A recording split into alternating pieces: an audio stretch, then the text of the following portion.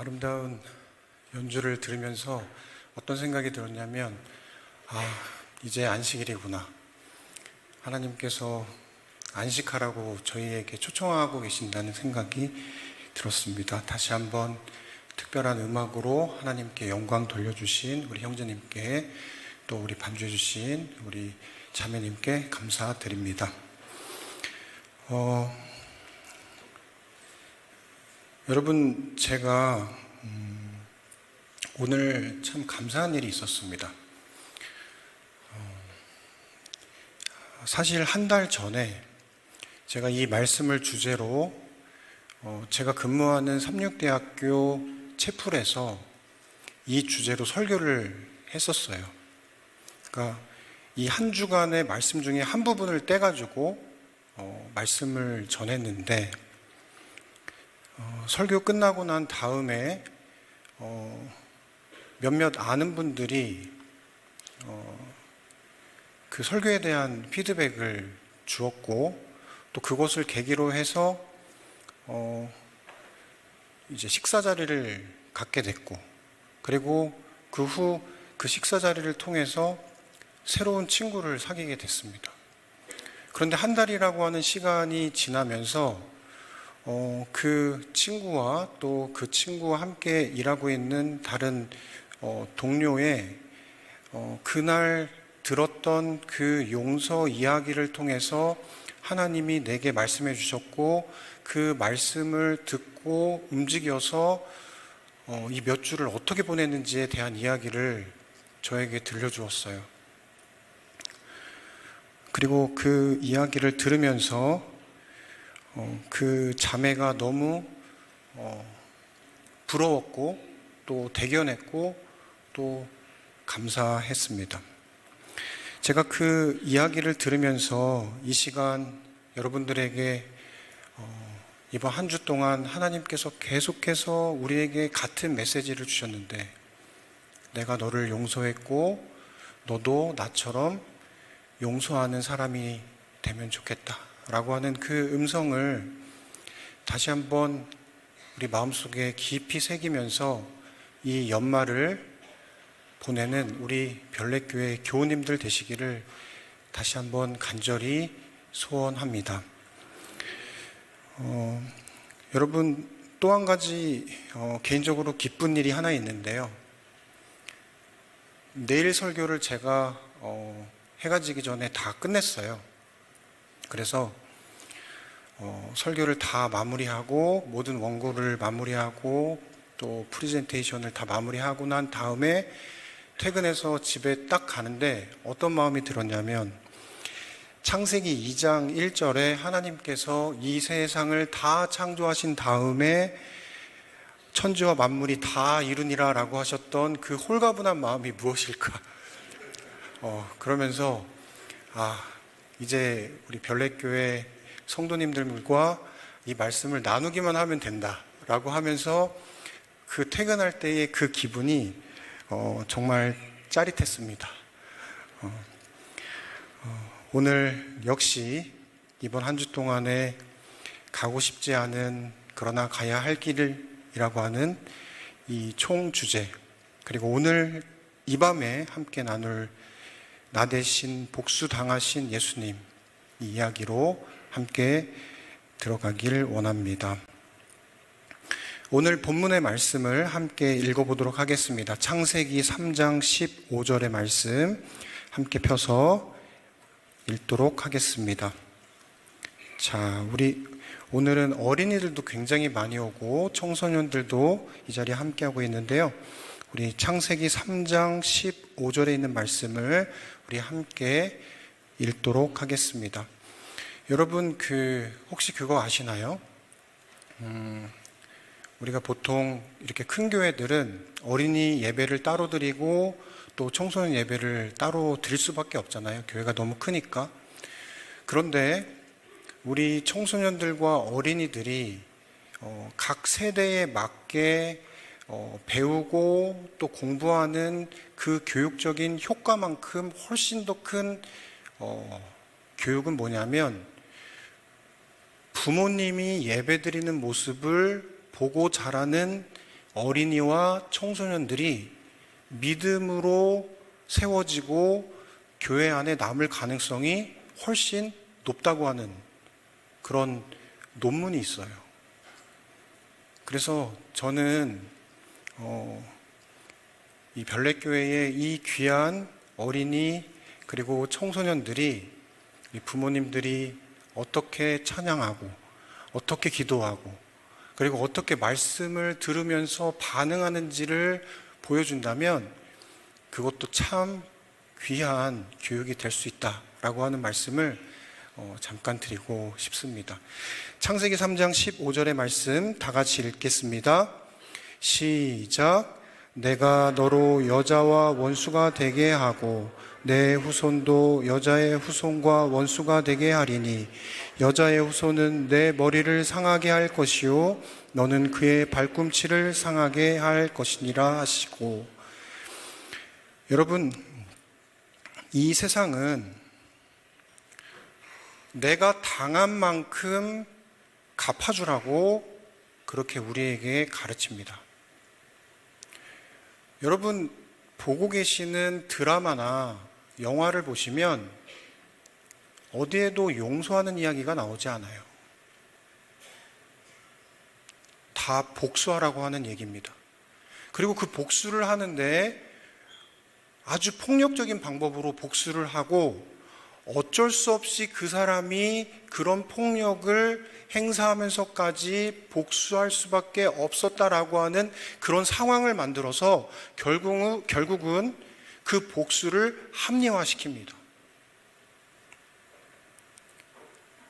세상은 내가 받은 상처를 되갚아줘야 해. 아픈 만큼 되돌려줘야 그게 정의야 라고 우리에게 말합니다. 그러나 하나님은 전혀 다른 방식으로 말씀하십니다.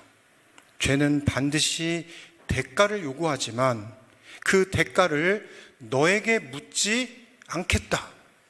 내가 대신 받겠다. 그리고 너 심판하지 마라. 정죄하지 마라. 정죄는 너의 몫이 아니다. 심판은 나의 몫이다. 이렇게 말씀하십니다.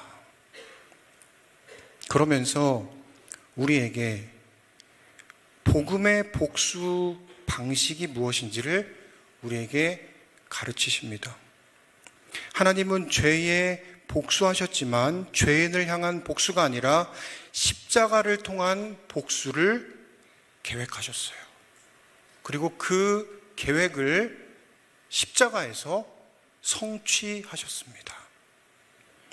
여러분, 우리가 방금 읽었던 창세기 3장 15절은 우리가 잘 아는 것처럼 최초의 복음입니다.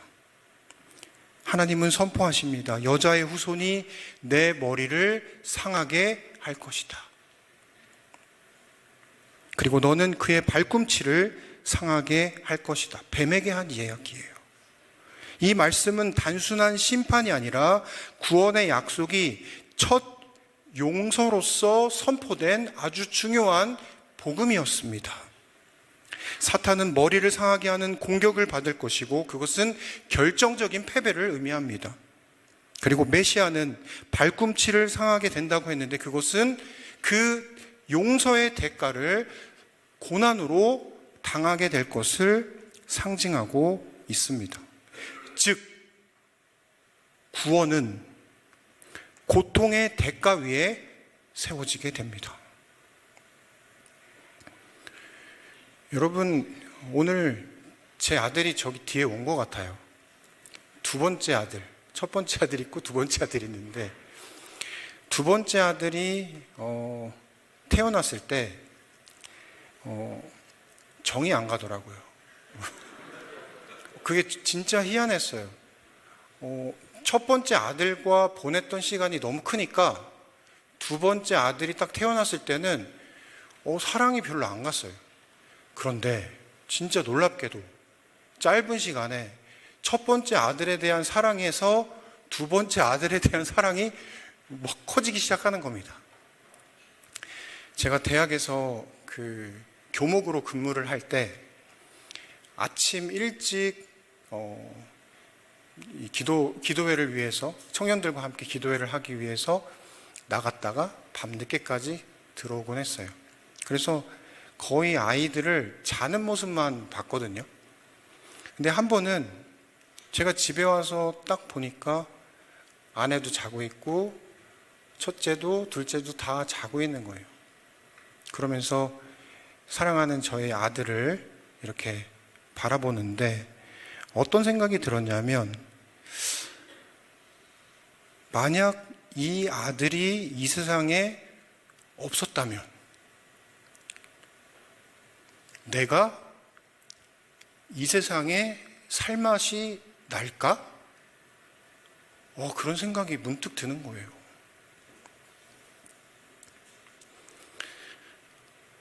이 아이가 없는 세상을, 여러분, 우리 부모님들과 함께 있는 우리 어린이들, 우리 학생들 꼭 기억하세요.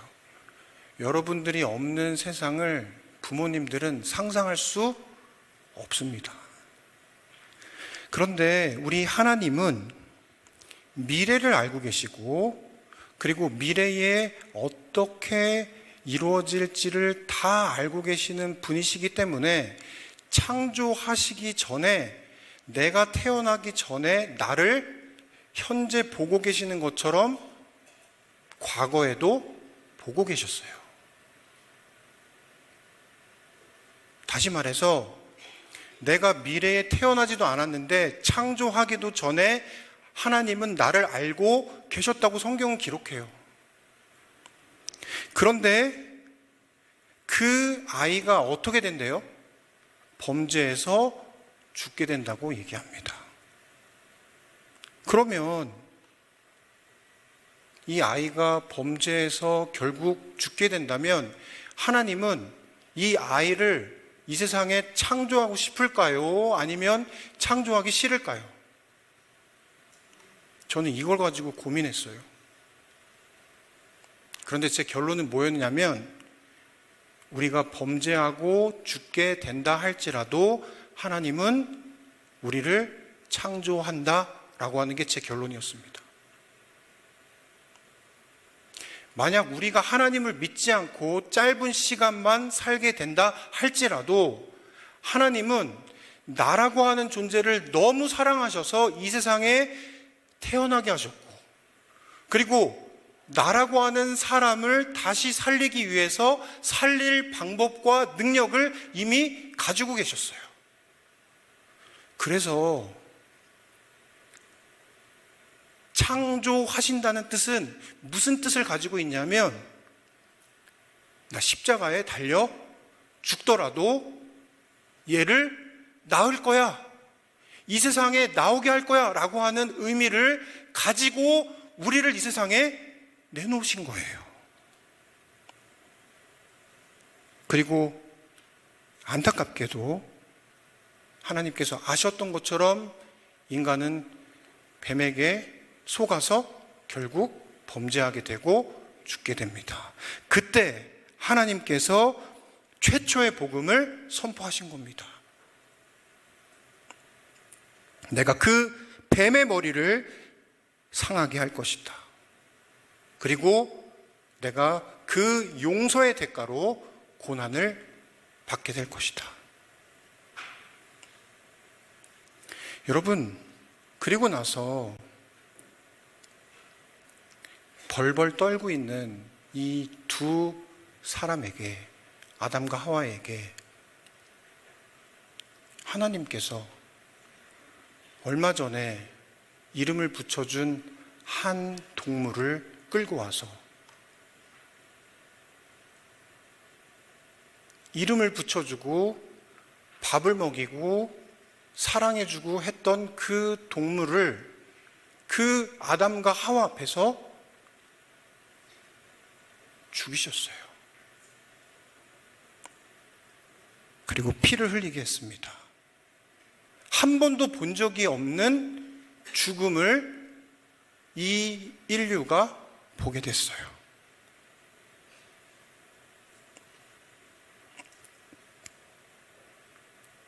그리고 약속을 합니다. 이거는 미래에 내가 너를 위해서 죽게 될 대속을 대신 그것을 없애주는 피 흘림의 약속을 이곳에 담은 것이야. 그러면서 그 죽은 양의 가죽옷을 누구에게 입혀줘요? 벌벌 떨고 있는, 범죄에서 두려워하고 있는 그 두 사람에게 입혀줬어요. 여러분, 그 입혀준 그 옷이 의미하는 게 무엇일까요? 용서예요. 너 지금 두려워 떨고 있지? 그러나 나는 너를 용서했어. 그리고 갈라디아서에는 뭐라고 얘기하냐면 그 가죽옷을 입힌 행위가 오늘날 우리가 받는 뭐라고 얘기해요? 침례라고 얘기합니다. 침례는 제발 좀 받아주세요 라고 구걸해서 주는 게 아니에요. 받을 가치가 없는 그런 죄인을 향해서 하나님이 주신 선물이에요. 가죽옷이에요. 너 뭐 받았다고요? 용서받았다.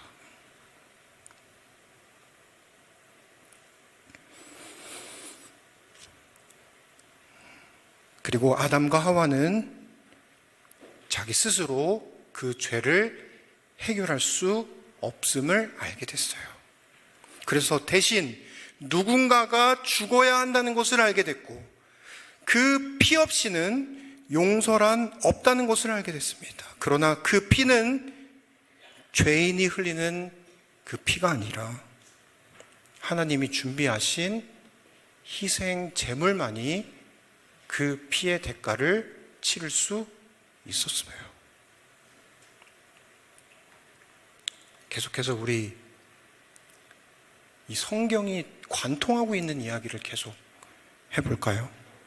창세기 22장에서 보면은 하나님은 아브라함에게 말합니다. 내 아들, 내 사랑하는 독자 이삭을 바치라. 여러분, 이 자리에 계신 부모님들이 지금 저렇게 귀엽고 활기차고 사랑스러운 그 아들을, 딸을 하나님께서 바치라고 한다면 바치시겠어요?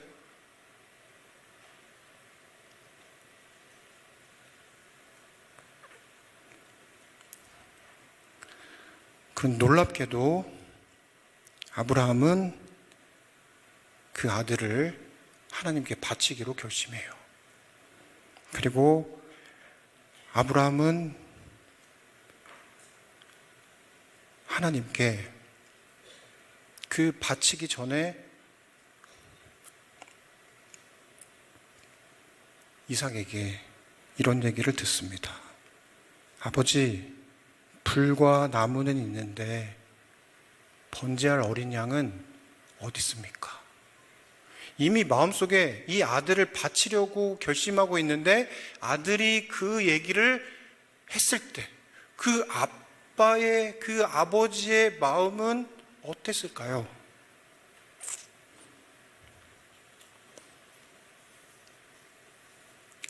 찢어지게 아팠을 겁니다.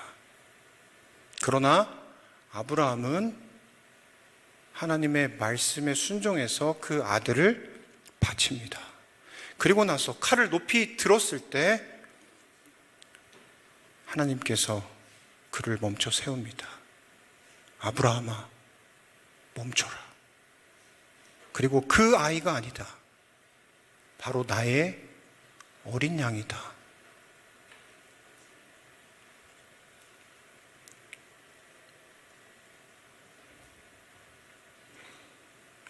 여러분, 누가 하나님의 어린 양인지 어떻게 알 수 있어요? 다니엘서의 71회를 통해서 AD 27년에 누가 나온대요? 메시아, 기름 부음 받은 자가 나타난다고 했어요. 71회가 끝나면 뭐가 회파돼요? 성소가 회파돼요.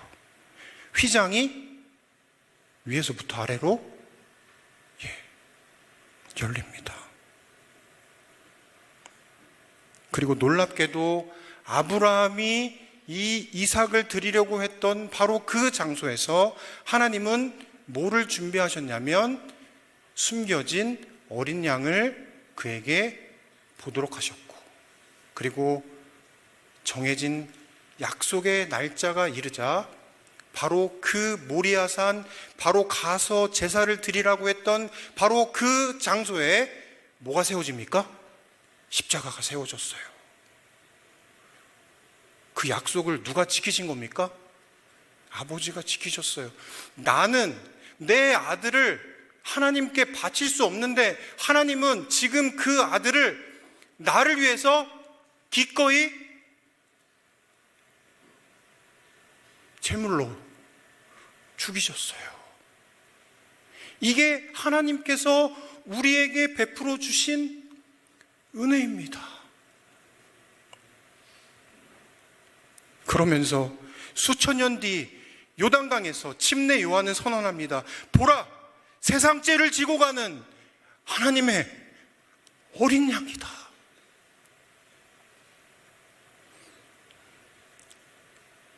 아브라함의 그 이야기 속 질문은 예수님의 십자가로 완성된 답을 우리에게 보여주었습니다.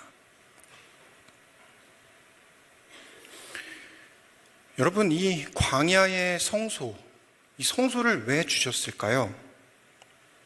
제가 용서의 구조라고 써놨는데 조금 더 구체적으로 말하면 이것은 하나님께서 어떻게 용서하는지를 우리에게 기억시키는 기억장치입니다.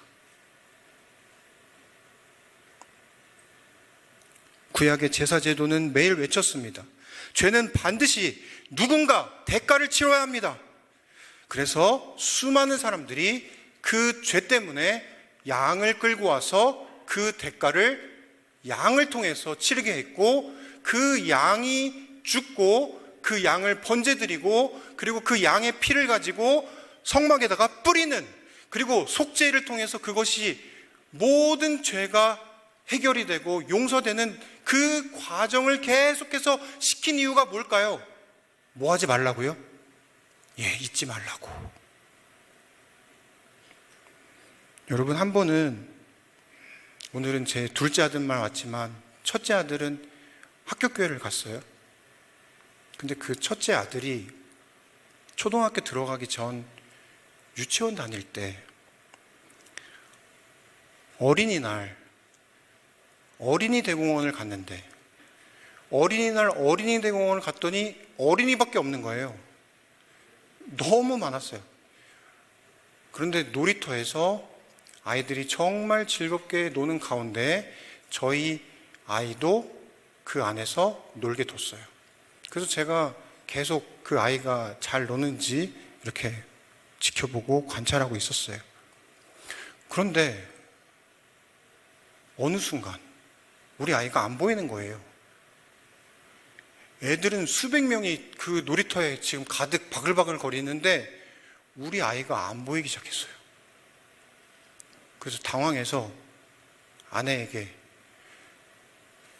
우리 첫째가 안 보인다고, 첫째를 좀 찾아보라고, 그러면서 우리 아이를 찾기 시작했습니다. 그런데 안 보이는데 10분이 지나도 안 보이고 20분이 지나도 안 보이고, 그러면서 순간 어떤 생각이 들었냐면, 그 우유곽 같은데 뒤편에 아예 실종된 아이들 얼굴들 막 그런 거 나오잖아요. 그게 막 갑자기 막 떠오르기 시작하면서 무서운 생각들이 계속해서 막 들어오기 시작했습니다. 그러면서 어떤 생각까지, 극단적인 생각까지 들었냐면, 와, 진짜 얘 잃어버리면 나 어떻게 되지?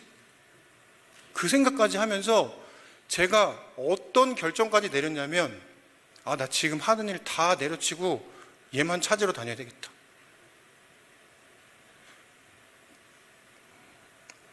그런데 20분이 넘어서 거의 30분쯤 됐을 때 정말 무서워서 두려워 떨고 있었던, 어떻게 해야 될지 모르던 그때 우리 아내의 폰이 울리기 시작했어요. 모르던 전화번호였어요. 받자마자 그 사람이 얘기했습니다. 여기 아이가 울고 있어요.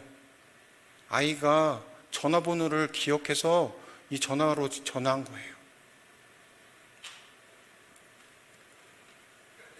그 아이가 엄마의 전화번호를 기억하지 못했다면 못 찾을 수도 있어요. 여러분, 하나님께서 왜 성소를 주셨을까요?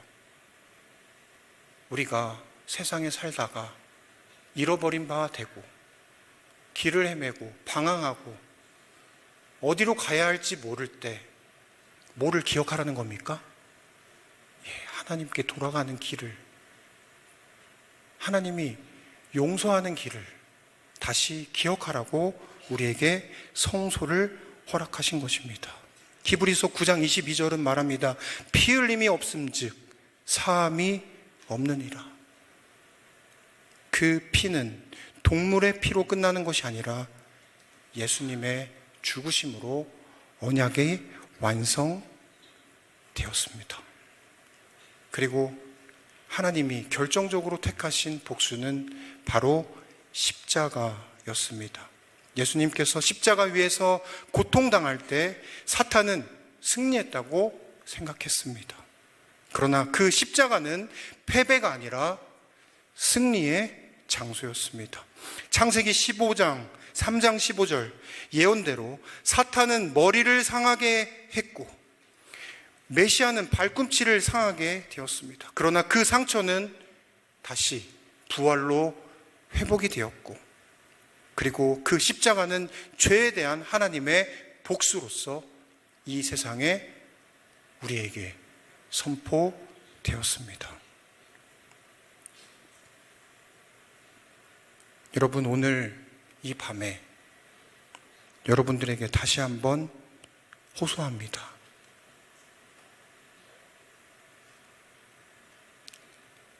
하나님께서 이미 뭐 하셨다고요? 승리하셨습니다. 그리고 하나님께서 이미 십자가에서 우리를 용서하셨습니다. 그리고 오늘 이 밤에 우리에게 뭐 하라고 하십니까? 돌아오라고 말씀하십니다.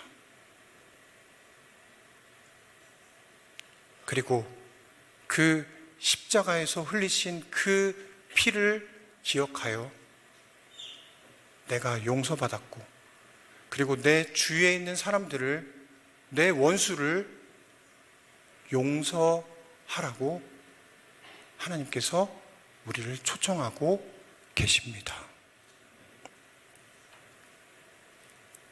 오늘 저녁의 말씀의 핵심을 다시 한번 우리 되짚어 보면 좋겠습니다. 첫 번째, 죄는 반드시 대가를 요구합니다. 그냥 넘어가는 법이 없어요. 그런데 그 용서는 값싼 감정이 아니라 예수님의 피로 산 것입니다. 하나님은 심판을 멈추지 않으셨습니다.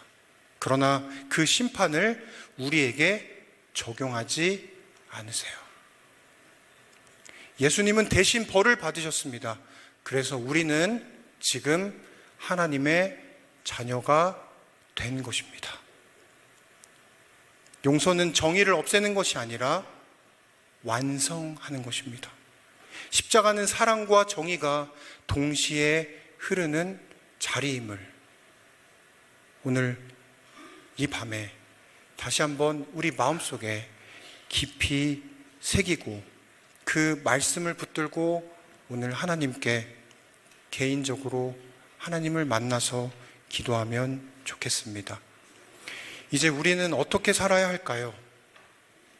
자책 대신 은혜로 하루하루를 살아갑시다. 복수 대신 용서를 선택합시다. 그리고 희생 없이, 사랑 없이 다른 사람을 비판하지 맙시다. 오늘 설교의 마지막 한 문장을 같이 읽고 마치도록 하겠습니다. 자, 함께 한 마음으로 우리 믿음의 고백으로 같이 읽으면 좋겠습니다. 시작.